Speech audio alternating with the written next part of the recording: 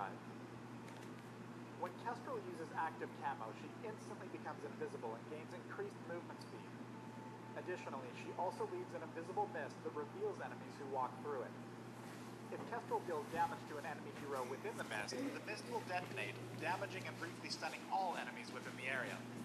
Each of Kestrel's basic attacks reduce active camo's cooldown.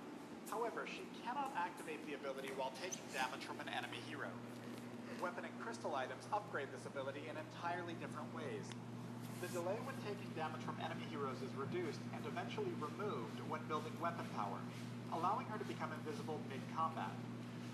Weapon power also allows her to move a bit quicker during her invisibility.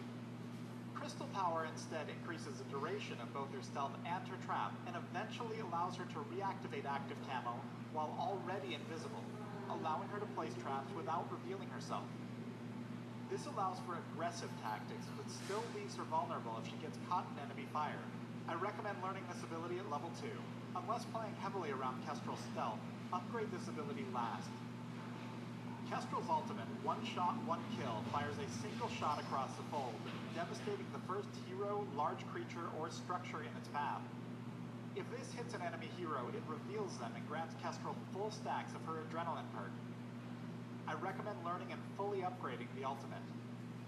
The match is close, with the enemy Jewel and Koshka building defensively to counter Kestrel and Taka. As their opponents reclaim their minion mines, Kestrel opens up with her ultimate, then moves in to land Glimmer Shot. Returning to stealth, she allows Finn to hook the enemy team before unloading arrow after arrow.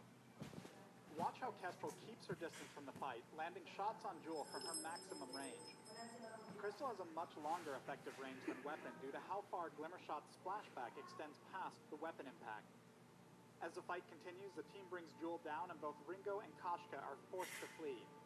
With another one-shot, one-kill ultimate, Koshka quickly turns to take the hit again, saving Ringo's life. Body blocking is a particularly effective tool against Kestrel and can force her to reposition or entirely give up on kills. Crystal power builds can mitigate this a bit by using invisibility to find better shots and deal damage to targets behind tanks with Glimmer Shot.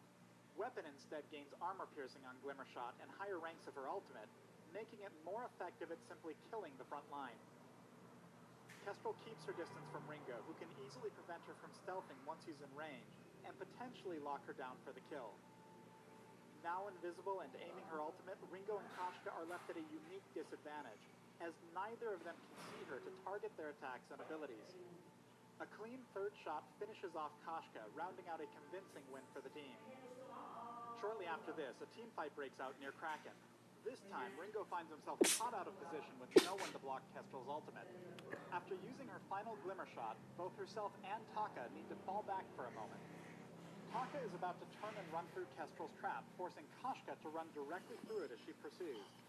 At the same time, Kestrel is taking advantage of the time that she's invisible to reload her arrows. The instant the reload completes, she begins firing again, unloading all 4 shots as Taka moves to finish off Koshka.